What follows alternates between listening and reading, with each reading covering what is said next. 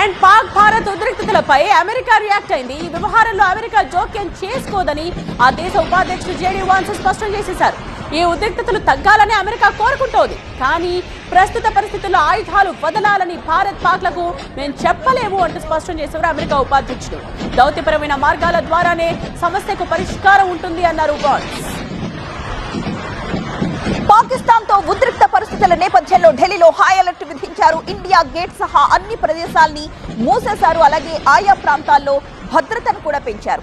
Main areas ఏవైతే ఉన్నాయో అక్కడ పూర్తిగా జన సంచారాన్ని నిషేధించారు. ప్రజలెవరూ కూడా బయట తిరగొద్దంటూ ఆదేశాలు జారీ చేశారు. దేశవ్యాప్తంగా అన్ని ఎయిర్పోర్ట్స్ దగ్గర హై అలర్ట్ ప్రకటించింది భారత రక్షణ శాఖ.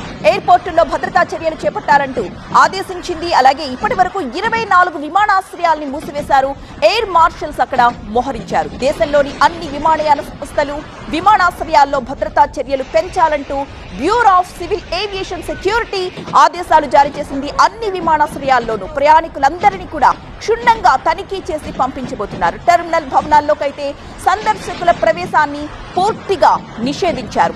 ఎయిర్ మార్షల్స్ ని మోహరింపచేస్తున్నట్టు కూడా బీసీఏఎస్ ఇప్పటికే వెల్లడించడం జరిగింది. ఇకపై దేశీయ ప్రయాణికులు 3 గంటల ముందుగానే విమానాశ్రయానికి చేరుకోవాల్సి ఉంటుంది. ఇప్పటి వరకు గంట ముందు దేశీయ ప్రయాణికులు చేరుకుంటే సరిపోయేది విమానాశ్రయానికి. చెక్ ఇన్ కి హాఫ్ అన్ అవర్ ముందుంటే సరిపోయేది. కానీ ఇప్పుడు చెక్ ఇన్ చేయడానికి 75 నిమిషాల ముందే మూసివేస్తారు బోర్డింగ్ అనేది బీసీఏఎస్ కీలకంగా ప్రకటించింది. ఎయిర్ ఇండియా దీనికి సంబంధించి ఎక్స్ వేదికగా ఒక పోస్ట్ కూడా చేసింది. సో విమాన ప్రయాణాలు చేసే ప్రయాణికులందరూ కూడా గమనించాల్సిన విషయం, దేశీయ ప్రయాణికులు 3 గంటల ముందుగానే ఎయిర్పోర్ట్ లో ఉండాలి. చెక్ ఇన్ ని 75 నిమిషాల ముందే మూసివేస్తారు. భారత ఎయిర్ ఫోర్స్ భీకర దాడులతో పాక్కి భారీ నష్టం వాటిల్లింది. ఇస్లామాబాద్, లాహోర్, పెషావర్, కరాచీలో బాంబుల వర్షం కురిసింది. ఇస్లామాబాద్ లో ప్రధాని షహబాజ్ షరీఫ్ ఇంటి సమీపంలో బాంబులు పడ్డాయి. ఇస్లామాబాద్ పై డ్రోన్స్ తో విరుచుకుపడి దెబ్బకొట్టింది ఎయిర్ ఫోర్స్. అజ్ఞాతంలోకి వెళ్లిపోయారు పాక్ ప్రధాని షహబాజ్. రహస్య ప్రదేశంలో పాక్ ఆర్మీ చీఫ్ ఆసిమ్ మునీర్ ఉన్నట్టుగా తెలుస్తోంది. 3 పాక్ ఫైటర్ జెట్స్ ని ఇండియన్ ఎయిర్ ఫోర్స్ కూల్ చేసింది. పాక్ చెందిన F-16 పైలట్ ను కూడా ప్రాణాలతో పట్టుకుంది సైన్యం. పలుచోట్ల పాక్ ఎయిర్ డిఫెన్స్ వ్యవస్థను కూడా భారత్ పేల్చేసింది. నిన్ననే లాహోర్ ఎయిర్ డిఫెన్స్ ధ్వంసమైపోయింది.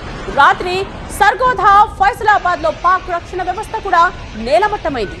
భారత నేవీ దాడులతో కరాచీ పోర్ట్ కి భారీ నష్టం వాటిల్లింది. ఐఎన్ఎస్ విక్రాంత్ నుండి దూసుకెళ్లాయి మిసైల్స్. 1971 తర్వాత కరాచీ పోర్ట్ పై మిసైల్స్ దాడులు జరిగాయి. నేవీ మెరుపు దాడితో పోర్ట్ లో భారీ పేలుళ్లు, నౌకలు దగ్ధమైపోయాయి.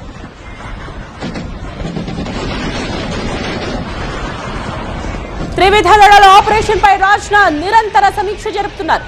కాసేపట్లోనే CDS, army, navy, air force అధిపతులతో సమావేశం ఉండబోతోంది. 9 గంటలకు రక్షణ శాఖ మీడియా బ్రీఫింగ్ ఉండే ఛాన్స్ కూడా ఉంది. సో రాత్రి నుండి నిరంతరంగా ప్రధాని మోదీ సమీక్ష చేస్తూ ఉన్నారు. తెల్లవారులు సరిహద్దు గ్రామాలపై పాక్ బాంబుల వర్షం కురుస్తూనే ఉంది. సామాన్య పౌరులే టార్గెట్ గా విచక్షణ రహితంగా దాడులు జరుగుతూనే ఉన్నాయి. జమ్మూ కాశ్మీర్ సరిహద్దులో అన్ని చోట్ల పాక్ దాడుల్ని తిప్పికొట్టాయి మన భద్రతా బలగాలు. బ్లాక్అవుట్, అలాగే బంకర్స్ లోనే జనం ఉన్నారు.